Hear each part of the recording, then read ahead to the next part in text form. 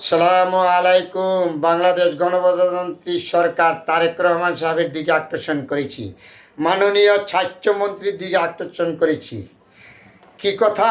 আমাদের আজকে ধূমপান নিয়ে কথা বলবো। ধূমপান নিয়ে আমাদের 54 বছরের ভিতরে যত মন্ত্রী আসছে, এমপি আসছে, সরকার আসছে, কোনো সরকার ধূমপান বন্ধ করে নাই, তামাক বন্ধ করে নাই বা এই কথা বলে নাই। আজকে কেন বলেছি? দেখেন, ধূমপান যুব সমাজ নষ্ট করেছে, পরিবেশ নষ্ট করেছে, পারিবারিক পরিবেশ নষ্ট করেছে, রোগ বাড়াচ্ছে, হাসপাতালে রুগীর ভিড় বাড়াচ্ছে।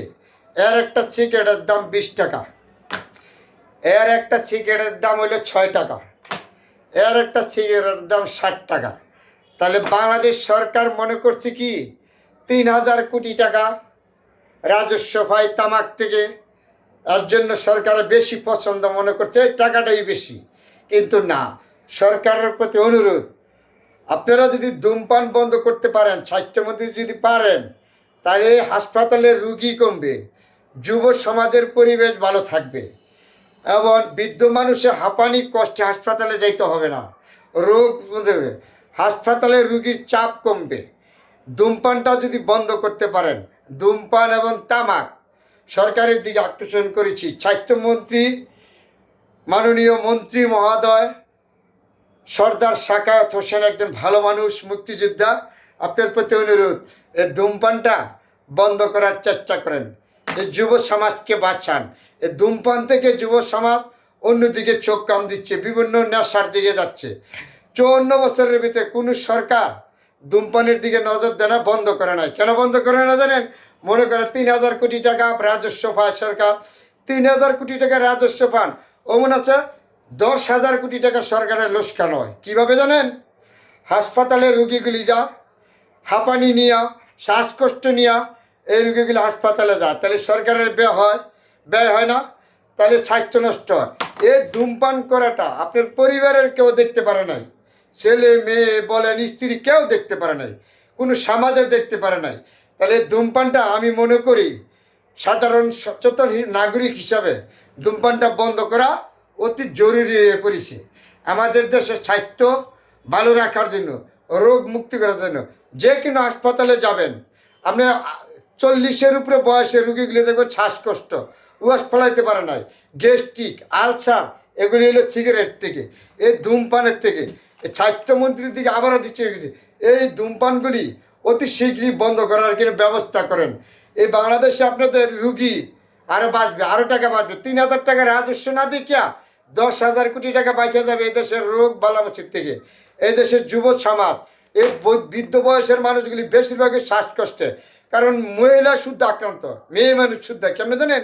মেয়েরা জর্দা খায়, গ্রামের বাড়ি থেকে জর্দা খায় বেশি করে, এমনও লোক আছে এতগুলি জর্দা খায়, এমনও লোক আছে আপনি 2 প্যাকেট 3 প্যাকেট ব্যঞ্জন খায়, 1 প্যাকেট সিগারেট খায়, বিড়ি খায়। তাইলে আপনার তার ভিতরে ক্ষতি হয় না? ক্ষতি হয় না? আর জন্য আপনারা যতটুকু 3000 টাকা রাজস্ব দেখতেছেন সরকার, এর থেকে বেশি এক ক্ষতি হইতেছে। দয়া করিয়া এই ধূমপানটা বন্ধ করার একটা ব্যবস্থা করেন, এই দেশের মানুষ বাঁচান, হাসপাতালে রুগী কমবো। আপনাদের রাজস্ব 3000 কোটি টাকা না দেখে দেশের জনগণের জীবন আরও বাঁচবে। আপনার এই ধূমপানে কোনোটাই আপনার ভালো না, কোনো লোক পছন্দ করে না, পরিবেশ নষ্ট করে, স্বাস্থ্য নষ্ট করে, সমাজ নষ্ট করে, সব কিছু নষ্ট করে দিচ্ছে ধূমপানে। এই ধূমপানটা বাঁচাবার জন্য আবারও বাংলাদেশ গণপ্রজাতন্ত্রী বাংলাদেশ সরকার, তারেক রহমান সরকার, আমি জানি একজন মনিরুদ্দিন সরকার, কোনো ওনার বাবা ছিল একজন মুক্তিযোদ্ধা, ওনার বাবা ছিল একজন সেনাবাহিনীর ক্যাপ্টেন, ওনার বাবা স্বাধীনতা ঘোষণা দিয়েছে, ওনার মা বাংলাদেশে গণতন্ত্রের জন্য সারা জীবন সংগ্রাম করে গেছে, লাস্টে গণতন্ত্রের মা নাম দিয়েছে বেগম খালেদা জিয়াকে, বাংলাদেশ অল বিশ্বে সম্মান করেছে। তারই সন্তান তারেক রহমান, আপনি যেভাবে দেশ পরিচালনা করেছেন, আপনার প্রতি কৃতজ্ঞতা আমাদের জনগণের সবার আছে, দলমত সবার। কিন্তু ধূমপানের দিকে একটু খেয়াল দেন মাননীয় প্রধানমন্ত্রী। আপনি ধূমপানটা বন্ধ করার চেষ্টা করেন, যুব সমাজ বাঁচবে, বৃদ্ধ মানুষ বাঁচবে, মেয়ে মানুষ শুদ্ধ বাঁচবে। এতগুলি জর্দা খান, তাহলে আপনার স্বাস্থ্য চিকিৎসার ব্যয় কমে আসবে। 3000 কোটি টাকা আপনার রাজস্ব না দিকে 10,000 কোটি টাকা বাঁচার চেষ্টা করেন মাননীয় সরকার। কিন্তু মাননীয় স্বাস্থ্যমন্ত্রী মহোদয়, আপনি একজন ভালো মানুষ, মুক্তিযোদ্ধা, নরসিংদীর কীর্তি সন্তান। আমার বাড়ি নরসিংদী, আপনাকে নরসিংদীর মানুষ হিসাবে, সম্মান হিসাবে, একটি মুক্তিযোদ্ধা হিসাবে আপনি একজন ভালো মানুষ, নিঃস্বার্থ জনগণের সেবা করবেন। আপনার স্বাস্থ্যমন্ত্রী, আপনি দিকে আকর্ষণ করেছি, ধূমপানটা বন্ধ করলে আপনার রুগী কমে যাবে, যন্ত্রপাতি কমে যাবে, ব্যয় কমে যাবে, মানুষের সুস্বাস্থ্য ভালো থাকবে।